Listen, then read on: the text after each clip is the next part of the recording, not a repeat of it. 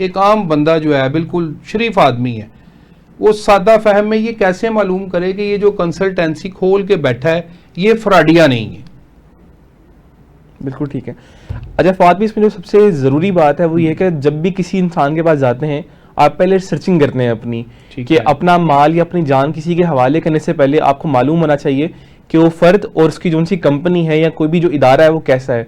आप बगैर सर्चिंग के और बगैर किसी ऑथेंटिसिटी के किसी के पास अपना केस लेकर नहीं जा सकते। अच्छा, आपकी बात काट रहा हूँ, इसके साथ ये भी ज़रूर आप ऐड करें कि ये जो कंसल्टेंसी है ये किसी इदारे के ऊपर जो आपकी पेरेंट बॉडी है उधर आपकी रजिस्ट्रेशन होती है बाकायदा। अगर आपने सर्च करना है तो वो जो तालिब इल्म है जो वहाँ पे 2-2.5 लाख रुपया इनिशियल देने जा रहा है, वो इस बात की श्योरिटी कहाँ से लेगा कि उसने चेक कर लिया कि यार ये एक प्रॉपर इंस्टीट्यूशन है, प्रॉपर कंसल्टेंसी इसने खोली हुई है, ऑफिस बनाया हुआ है, तो वो जो है उसको यकीन कहाँ से आएगा? उसने कौन से इदारे में जाके ये मालूमात हासिल करनी है क्या मैं इधर ठीक गया हूँ? बिल्कुल ठीक है। फवाद इसका जो तरीका कार है वो ये है कि पाकिस्तान के जो उनसे रजिस्टर्ड इदारे हैं वो पाकिस्तान में SCCP में जो है वो रजिस्टर्ड होते हैं। ये इदारा है पाकिस्तान का जो कि जो कंपनीज एक्ट के अकॉर्डिंगली जो कंपनीज होती हैं डिफरेंट उनको रजिस्टर्ड करता है। इसमें दो बातें आती हैं। एक इदारा तो वो है कि जो रजिस्टर्ड होता है, लेकिन बदकिस्मती के साथ पाकिस्तान में जो कंपनीज काम कर रही हैं फॉरेन एजुकेशन के हवाले से उनमें से मोर देन 50-60% रजिस्टर्ड नहीं होती। ठीक है, क्योंकि पाकिस्तान में ऐसा कोई लॉ एक्ट मौजूद नहीं है कि आप अपनी रजिस्ट्रेशन के बगैर दुकान नहीं खोल के बैठ सकते और कंपनी नहीं खोल सकते। इस वजह से ये है कि जिसका दिल चाहता है वो बस बोर्ड लगाता है और अपनी कंपनी के हवाले जो सर्विसेज हैं वो प्रोवाइड करना स्टार्ट कर देता है। चेक एंड बैलेंस नहीं है। और बात आगे आती है कि अगर चेक एंड बैलेंस नहीं है तो आप अपने आप को कैसे बचा सकते हैं। पाकिस्तान में रहते हुए आपके लिए जो सबसे जरूरी चीज होती है वो होती है कि आपने खुद ही अपने आप को बचाना है। आप ये नहीं कह सकते कि पाकिस्तान में रहते हुए इस इदारे के पास मैं गया था और मेरे साथ ये हुआ है।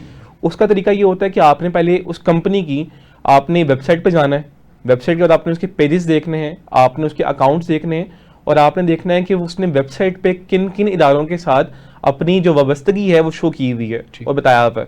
बहुत से जो ऑथेंटिक इदारे होते हैं वो अपनी वेबसाइट के ऊपर जो है वो लिखते हैं कि हमारी इन यूनिवर्सिटीज़ के साथ पार्टनरशिप है।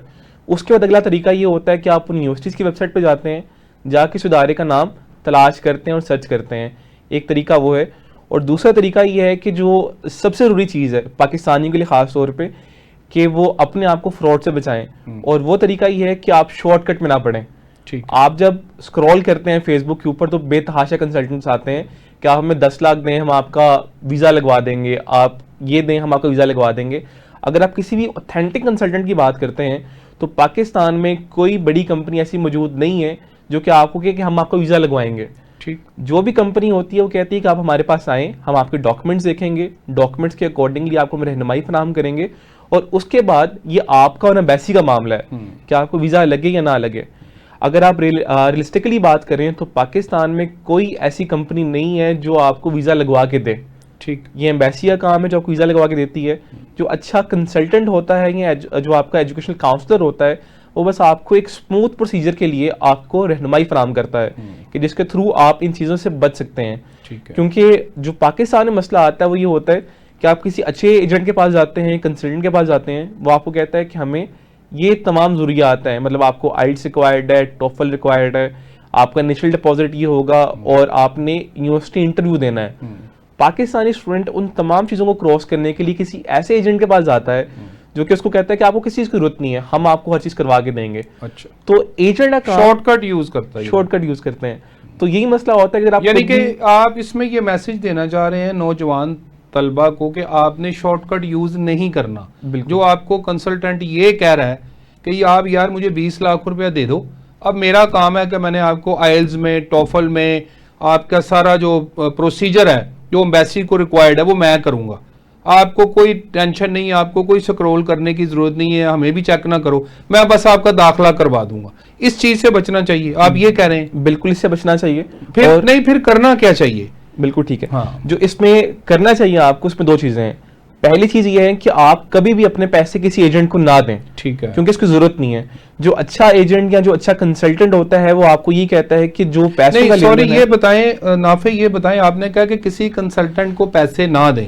मैंने ऑक्सफोर्ड यूनिवर्सिटी में दाखिला लेना है, एक मिसाल है, मैं आपके पास आया हूँ, ARN ओवरसीज एजुकेशन के पास आया हूँ, क्या जब मैं आपके फ्रंट डेस्क पे आके बैठा हूँ, इंफॉर्मेशन डेस्क पे, मैं आपसे मुतमिन हो गया हूँ, मैं कहता हूँ जो मेरे जो है एडमिशन का प्रोसीजर स्टार्ट करें, तो क्या आपने मेरे से कोई पैसे का तकाजा नहीं करना? यहाँ से बात, जो इनिशियल आपका वर्क है वो बगैर पैसे के है। बिल्कुल ठीक है। अच्छा फातिमा, इसमें दो चीज़ें हैं। इसमें दो किस्म की जो रकम है वो आती है। पहली रकम वो है कि जो आपको एजेंट कहता है कि आप मुझे 20, 30, 40 लाख दें, मैं आपका वीज़ा लगवाऊंगा, और दूसरा उसकी कंसल्टेंसी फ़ी होती है।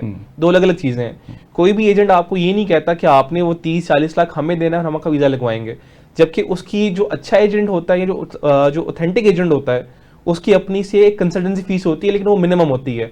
मिसाल के तौर पे अगर आप यूके की किसी यूनिवर्सिटी का प्रोसेस करवाना चाहते हैं तो पाकिस्तान में जो बेशतर कंसल्टेंसीज हैं उनकी जो उनकी कंसल्टेंसी फीस है वो 40 से लेकर 50,000 रुपए के दरमियान है। ये इंपॉर्टेंट है, यानी कि जब आप किसी के पास गए हैं और आप अपना जो है ओवरसीज एजुकेशन हासिल करने के लिए आप उससे इंफॉर्मेशन ले रहे हैं, आपके मामला तय पा गए कि जी मैंने आपकी कंसल्टेंसी लेनी है, तो आपने वो जो मैक्सिमम फीस बताई है कम से कम 40 से 50,000 रुपए के दरमियान में यूके के हवाले से। ठीक है, यूके के हवाले से वो पहले ले सकता है कि आप हमें फी दें तो हम आपका प्रोसेस स्टार्ट करेंगे। बिल्कुल, यानी कि पैसे तो देने पड़े ना। अगर वो इस मद में मांग रहा है कि मुझे कंसल्टेंसी फी पहले दे दो, मैं आपसे अभी यूनिवर्सिटी की फीस नहीं मांग, जाहिर है वो तो यूनिवर्सिटी की फीस तो जब डॉक्यूमेंट्स जमा होंगे, सारा रिक्वायरमेंट पूरी होगी तभी दी जाएगी। बिल्कुल ऐसे। लेकिन कुछ कंसल्टेंट्स जो हैं वो पहले भी मांग लेते हैं कि जी आप हमें 40% पहले दे दें, बाकी जब आपका एडमिशन हो जाएगा तो फिर दें। बिल्कुल ऐसा करना चाहिए। बिल्कुल करना चाहिए। देखिए इसमें बात भी आती है कि जब आप प्रॉपर सर्चिंग के पास किसी कंसल्टेंट के पास जाएंगे तो आपको मालूम होगा कि इस कंसल्टेंट की ऑथेंटिसिटी क्या है। ठीक, और जाहिर सी बात है कि अपनी सर्विसेज दे रहा है तो उसके लिए वो आपको चार्ज भी करेगा। इसी वजह से हर कंट्री की जो कंसल्टेंसी फीस होती है वो डिफरेंट होती है। अगर आप यूके की बात करें तो यूके का जो उनसा आपने 40,000 रुपये पे करना है वो अपनी यकमुश्त पे नहीं करना। आप पहले 10,000 रुपये पे करते हैं, उसके बाद जितनी भी आपकी फीस है वो आप वीज़ा आने के बाद पे करते हैं। ठीक है। जो बेशतर पाकिस्तान में अच्छी कंपनीज हैं उनकी पॉलिसी है कि वो बहुत ज़्यादा स्टूडेंट फ्रेंडली हैं, कि उन्होंने पूरा तरीकाकार बनाया होता है कि जो एजेंसी के एंड पे भी आप कह सकते हैं कि आसान रहे और उनके लिए मौजू रहे और स्टूडेंट को भी पैसे देते दुश्वारी ना हो। कि एक स्टूडेंट ने जब आपका पूरा प्रोसीजर देखा है कि आप इस तरह से काम करते हैं और इस तरह से काम करने के बाद आप उसको इतना अच्छा गाइड किया होता है, आपने उसको तैयारी करवाई होती है, फाइल प्रिपेयर की होती है, तो उसके लिए मसला नहीं होता आपको पे करना, और वो कर देता है। लेकिन बात वही आती है कि आपने सिवाय कंसल्टेंसी फी के कोई भी पैसे आपने एजेंट के हाथ में या अकाउंट में ट्रांसफर नहीं करने। ठीक है। क्योंकि आप जब एजेंट के हाथ में अपने पैसे देते हैं तो आप आम अल्फाज में अपनी गर्दन एजेंट के हाथ में देते हैं, और जब तक आपका काम नहीं होता वो पैसे और आपकी जो गर्दन है उसके हाथ में रहती है।